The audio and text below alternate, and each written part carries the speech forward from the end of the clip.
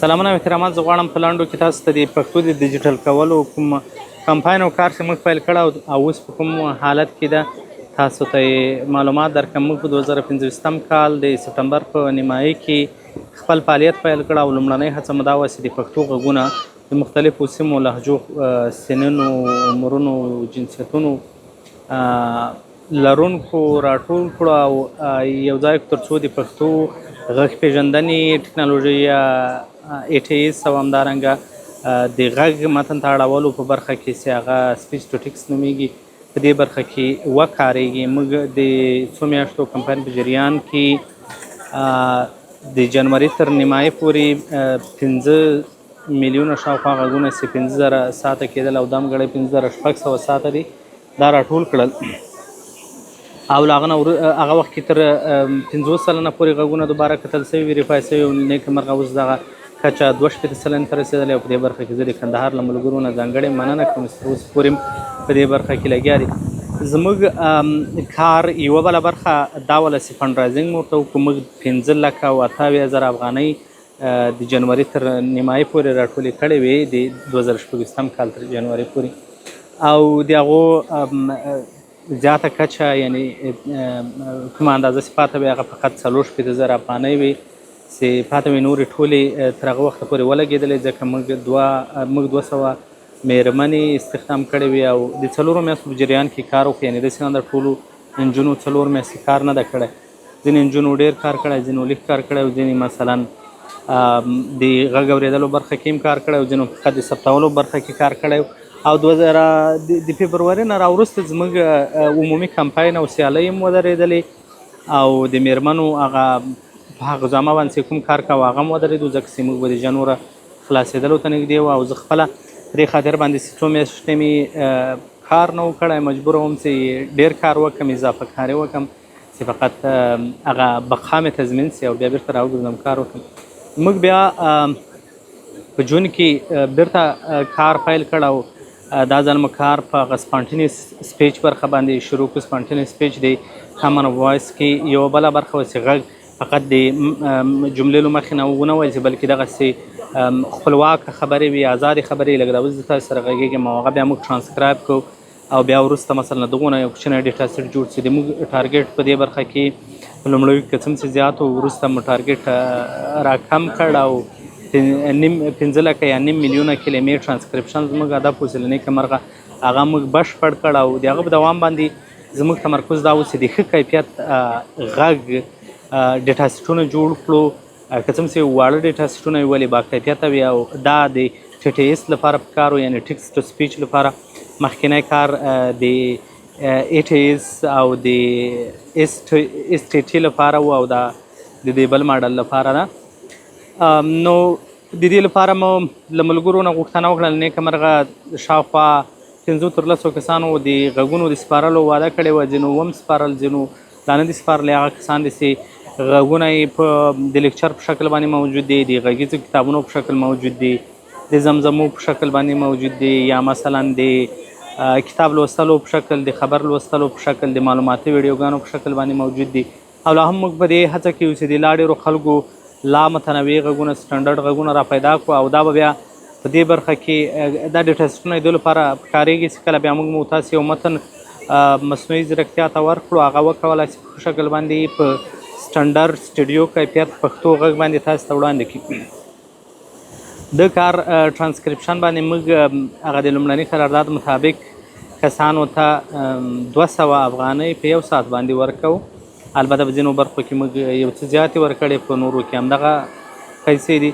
موږ 100 نه زیات کسان دم ګړۍ لګیا دي. یعنې کله زه دا اوس د جولای د 2016 کال د جولای په 26 تاسو سره غږېږم په دې کې 23 تنه میرمنې دي. متاسفانه په دې برخه کې ډېرې زیاتو میرمنو علاقمندي ونه کړو ځکه دا د ټرانسکرپشن کار لږ ستونزمن ده. موږ خپله یو جلا پلټفورم جوړ کړو د پښتو .org له مسؤلینو څخه مننه کوو چې موږ لپاره یې دغه پلټفورم په وړیا بڼه باندې جوړ کړ او د موږ ویب سایټ او همدارنګه مثلا د ویب سایټ کې چا مرسته کړې هغه وروسته دا جزئیات ټول له تاسو سره شریک کیږي. نو دم ګړی موږ په همدې هغه باندې لګیا یو د با کیفیته پښتو غږ په ټرانسکرپشن یا له هغه سره متن لیکلو باندې تر څو له دغو نه کوچني ډیټا سیټونه جوړ کړو. دا ډیټا سیټونه به هم د موزیلا ډاټا کلیکټیو باندې هاست کیږي او د عامو خلکو د استفادې لپاره به موجود وي. هر څوک کولی شي ډاونلوډ یې کړي، کار ورباندې وکړي. زموږ تمرکز یوازې په ټیټیز ډیټا سیټونو باندې نه ده، موږ د دې تر څنګ د پښتو ښه کیفیت جملې، همدارنګه پښتو انګلیسي پښتو جملې، همدارنګه ډکشنریانې د پښتو ډکشنریانې چې هغه انټرنیشنل الفابیټک فونیټک هغه ورسره ولري، دا مو راخیستې دي او ځینې نور غږونه په مختلفو شکلونو باندې دي. او د دې تر څنګ موږ په OCR یو غټ ډیټا سیټ باندې هم کار کوو چې تر اوسه پورې پښتو کې موجود نه ولو. یعنې پښتو کې د OCR ډیټا سیټونه تر 10,000 عکسونو نه اوښتل. د موږ اوسنی پلان دا ده چې 50,000 عکسونه راجمع کړو او هغه موجود کړو تر څو د زړو نقصونو لاس لیکل شوو نقصو څخه مصنوعي ځیرکتیا په شکل باندې متن راوایستلی شي او هغه متن وکارېږي. زموږ او تاسې نیم علم په زړو کتابونو کې دی چې هغه په لاسونو باندې لیکل شوي دي او تر ډېره پورې مصنوعي ځیرکتیا دقیقه نه ورباندې پوهېږي چې په همغو کتابونو کې څه موجود دي. نو موږ د نیکونو پخوانیو پوهانو هغه کتابونه چې پښتو کې لیکلي او نوی نسل چې کوم ټکنالوژي کاروي د دغو ترمنځ یو ګیپ موجود ده، یو خلا موجوده ده. موږ غواړو چې دا پل هم وتړو او دا ستونزه هم حل شي. همدارنګه دغه د ویژوال په برخه کې ځینې هغه دی لکه مثلا مصنوعي ځیرکتیا که اوس تاسې پام ورته کړی وي کله چې غږ هم جوړوي که څه هم چې هغه غږ یې خپله ستونزه لري، ولې دغه د خولې حرکات هم ستونزه لري. دا هم دریاړو نه موږ یو کوچني ډیټا سیټ باندې کار کوو. خو د موږ ډېر تمرکز په ټیټیز ډیټا سیټونو باندې او دا یو نه دي، ډېر زیات دي. موږ لکه اعلان چې موږ کړی تر دا اوسه پورې موږ 3-4 کتابونه او یوه ډراما او له دې نه علاوه د پښتو د مخکیني ډیټا د پاکولو یو پروسه هم بشپړه کړې وه او لا هم لګیا یو. نو دغه ټول لا ډېرو مالي منابعو ته اړتیا لري. متاسفانه له مخکې کار څخه زموږ هغه کومې 40,000 افغانۍ چې موجودې وي یو اندازه هغه مصارفو چې تر اوسه پورې حساب ته نه و راغلی. لکه مثلا ځینې خلکو قراردادونه یې درلودل او هغه په خپل وخت باندې مالي راپور نه و لیږلی او بیا وروسته راځي او غوښتنه کوي هغه به تصفیه کیږي او تصفیه شوي دي. ځینې له راپور نه وروسته تصفیه شوي دي چې هغه په راپور کې نه دي راغلي او ځینې له دې نه مثلا د پیسو د لیږلو کوم مصارف چې دا نه دي راغلي. ځینې نور مصارف هم لکه هغه د همدغو لړۍ د کسانو هغه د کتاب د برابرولو لپاره یو اندازه مصارف موږ جلا کړي چې تر اوسه پورې هغه په راپور کې نه دي راغلي. په هر صورت یو اندازه نورو مالي منابعو ته اړتیا ده او په دې کې به اول کنټریبیوشن زه لرم. اول به زه همکاري کوم، کار د همدې لپاره کوم، کار مې د همدې لپاره کړی، منظور مې دا ده چې زه وظیفه او کار کوم او هغه پیسې چې د خوراک او څښاک نه مې اضافه کېږي هغه پښتو ته وقف کوم.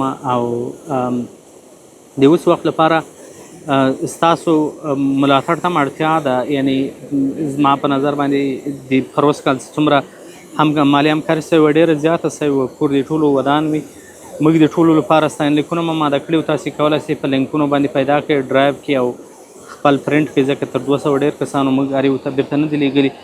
نو د هغه نیمایي همکاري مو چې زما په نظر باندې دغه اوس چې کوم څه باندې موږ لګیا یو د ټیټیز ډیټا سیټونو د ټرانسکرپشن باندې دا چاره بشپړېدلی سي او دا چاره چې بشپړه سي بیا له هغه نه وروسته که کوم نور لومړیتوبونه او اولویتونه د پوهانو متخصصینو لخوا تشخیص سي په هغو باندې به کار وکړو. که نو بیا به یو بله ساه واخلو. نو ملګري شي په هر ډول باندې همکاري کېږي. لکه مثلا د عکسونو د لیږلو لپاره ما غوښتنه کړې وه، د غږونو د ډونیشن او وقف کولو په برخه کې مې غوښتنه کړې. متاسفانه رسپانس او د خلکو ځواب ډېر ضعیفه ده، خو په هر صورت باندې بیا هم زه له خلکو نه منندوی یم. انشاءالله په ګډه سره به کار کوو. تر بیا ښې چارې، خدای پامان.